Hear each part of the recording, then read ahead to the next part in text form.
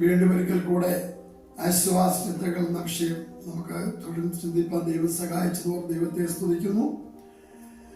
യോബിന്റെ പുസ്തകം 14-ാം അധ്യായം 7-ാം വാക്യം ഇങ്ങനെ വായിക്കുന്നു: ഭക്തനായ യോബ് മനുഷ്യ ജീവിതത്തിന്റെ പ്രത്യാശയെക്കുറിച്ച് രേഖപ്പെടുത്തിയിരിക്കുകയാണ്. ഒരു വൃക്ഷമായിരുന്നാൽ പ്രത്യാശയുണ്ട്. അത് മുറിച്ചു മാറ്റിയാൽ വെള്ളത്തിന്റെ ഗന്ധം അത് തട്ടുമ്പോൾ വീണ്ടും കിളിർക്കും. എന്നാൽ പുരുഷനോ മരിച്ചു പോയാൽ അത് എന്ത് സംഭവിക്കുന്നു എന്നുള്ളതാണ് ഇവിടുത്തെ ചോദ്യം. ഇത്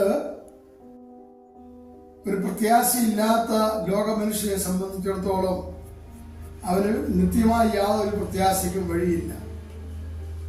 എന്നാൽ ദൈവമക്കളുടെ ജീവിതത്തിൽ വലിയ പ്രത്യാശ ദൈവം നൽകിയിരിക്കുകയാണ്.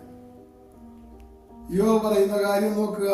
യോബിന്റെ പുസ്തകം 19-ാം അധ്യായം 25 വാക്യത്തിൽ പറയുന്നു: എന്നെ വീണ്ടെടുക്കുന്നവൻ ജീവിച്ചിരിക്കുന്നുവെന്നും അവൻ ഒടുവിൽ പൊടിമേൽ നിൽക്കുമെന്ന് ഞാൻ അറിയുന്നു. ഞാൻ എൻ്റെ ത്വക്ക് ഇങ്ങനെ നശിച്ച ശേഷം ഞാൻ ദേഹസഹിതനായി ദൈവത്തെ കാണും. ഞാൻ തന്നെ അവനെ കാണും, അന്യനല്ല. എൻ്റെ സ്വന്തം കണ്ണ് അവനെ കാണും.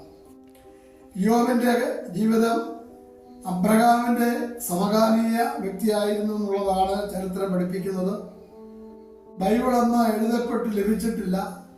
എന്നാൽ ബൈബിളിലുള്ളതായ പ്രത്യാശയുടെ തിരുവെഴുത്തുകൾ ഇവരുടെ ഹൃദയത്തിൽ എങ്ങനെ വന്നു എന്നുള്ളത് അത് ദൈവം അബ്രഹാമിനെ വിളിച്ച് വേർതിരിച്ചപ്പോൾ തന്നെ ദൈവം പിതാക്കന്മാർ കൊടുത്തിട്ടുള്ളതായ വാഗ്ദത്തമാണ് മരണാനന്തര ജീവിതവും നിത്യരാജ്യവും.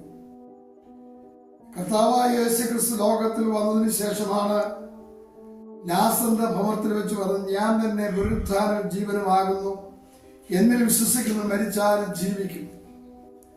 അത് ജീവിച്ചിരുന്നതിൽ വിശ്വസിക്കുന്ന ആരും ഒരു നാളും മരിക്കുകയില്ല. അപ്പോൾ മരണാനന്തരം ഒരു ഉയർത്തെഴുന്നേൽപ്പുണ്ട്, നിത്യജീവനുണ്ടെന്നുള്ളത് കർത്താവായ യേശുക്രിസ്തു വെളിപ്പെടുത്തിയിരിക്കുന്നു. അതിന് എത്രയോ കാലഘട്ടത്തിന് മുമ്പാണ് യോബ് ഈ കാര്യം എഴുതിയിരിക്കുന്നത്. യേശു അവളോട് പറഞ്ഞത്: നീ വിശ്വസിച്ചാൽ ദൈവത്തിന്റെ മഹത്വം കാണും എന്നാണ്.